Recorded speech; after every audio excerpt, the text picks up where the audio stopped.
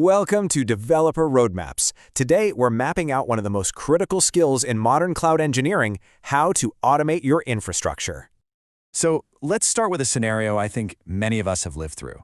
You spin up a new development environment and, everything works perfectly. But then when you go to recreate it for testing or even worse for production, something breaks, and you're left wondering why. Well, it's because manual processes are just inherently fragile. And this slide just nails the problem perfectly. The old way, clicking around in a cloud console, it's slow, it's so easy to make a mistake, and it's just impossible to scale. You get these undocumented changes, and suddenly one person becomes the only one who knows how anything works. The new way? It treats infrastructure just like software.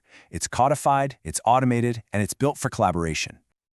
Now, this all leads to probably the single biggest headache in manual infrastructure management, something called configuration drift. Your production environment just slowly morphs into this unique, unreproducible mystery. Trying to debug that, it's a complete nightmare, and your system's reliability just tanks. To fix this, we need a whole new way of thinking. Okay, so let's dive right into the solution. Think of this as the first major checkpoint on your developer journey into automation. We're about to move from all that manual work into a world where everything is codified and version controlled. And that solution is Infrastructure as Code, or IaC. It's pretty much exactly what it sounds like. You define your servers, your databases, your networks, all of it inside configuration files. This code becomes your blueprint, your single source of truth. And it means you get the exact same environment every single time. It brings speed, it slashes errors, and it guarantees consistency. Now, within IaC, there are two main approaches you'll see. The imperative approach is kind of like a recipe. You have to write out every single command step by step. First, do this, then do that. Declarative, on the other hand, is like a blueprint.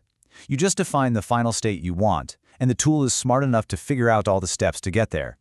Generally, declarative is what you want, because you're focused on the what, the end result, not the how, which makes your code way simpler and more powerful. So now that we understand the what and the why of infrastructure as code, let's talk about the how with one of the industry's absolute cornerstone tools.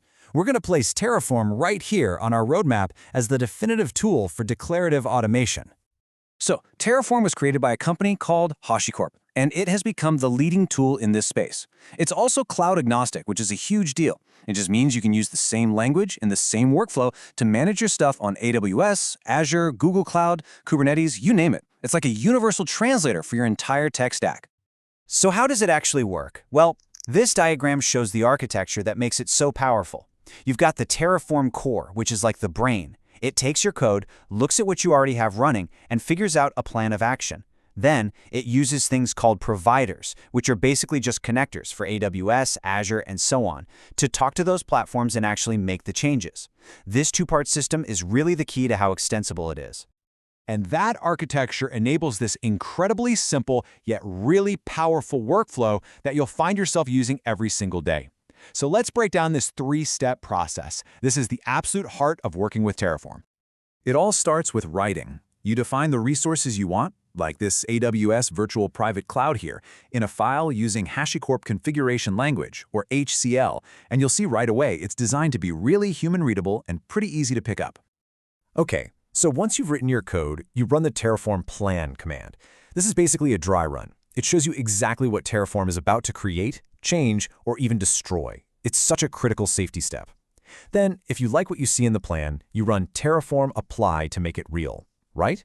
Plan, apply. It's a simple, safe, and predictable loop.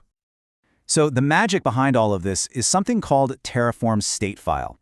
You can think of it as Terraform's memory. It's a file that maps your code to the real-world infrastructure that's running. It's the bridge between your desired state and the actual state. This file is what lets Terraform detect drift and plan out those really precise changes. It also makes Terraform what's called idempotent, which is a fancy word that just means you can apply your code 100 times and it'll only make a change the very first time. It ensures you always get to the right state without any weird side effects.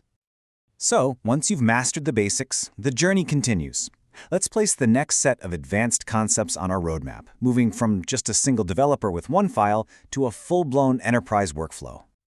Terraform's versatility is for sure one of its key strengths. I mean, it can manage a simple deployment on one cloud provider, or it can orchestrate a super complex multi-cloud architecture. You can provision Kubernetes clusters with it and even codify your disaster recovery plans. It's the key to creating those consistent environments across your entire development lifecycle. Okay, this is a common point of confusion. How does Terraform compare to a tool like Ansible? This table clears it up perfectly. The easiest way to think about it is this. Terraform is for provisioning. It builds the empty house. Ansible is for configuration management. It furnishes the house by installing software and deploying your application. So they aren't competitors at all. They're actually partners in a complete automation stack. Now, to truly scale your operations, you'll start integrating Terraform into your CI/CD pipelines. That means automating the plan and apply steps every time you push code. You'll also start using policy as code to enforce rules around security, cost, and compliance before anything ever gets deployed. And of course, you'll break down your code into reusable modules to keep everything clean and maintainable. And you know what's great? When your team grows, you don't have to build all of this from scratch. A really rich ecosystem of tools has popped up. You've got open-source solutions like Atlantis that integrate Terraform right into your pull request workflow. And then you have managed platforms like Terraform Cloud and Spacelist that provide collaboration, governance, and state management at a massive enterprise scale. So we've covered the whole journey, from the pain of manual configuration to the power of scaled automation. As we reach this final checkpoint on our roadmap, what's the key thing to take away from all of this? Well, the key takeaway at this checkpoint is this. Adopting IaC is so much more than just learning a new tool. It's a fundamental shift in your mindset. You start treating your infrastructure with the exact same discipline as your application code. You use version control, you do peer reviews, you have automated testing. Mastering this way of thinking is what truly unlocks the power and agility of the cloud. So, the question for your roadmap is this. How will you use code to transform your infrastructure from a manual task into an automated asset? This is Developer Roadmaps. Map your path. Build your career.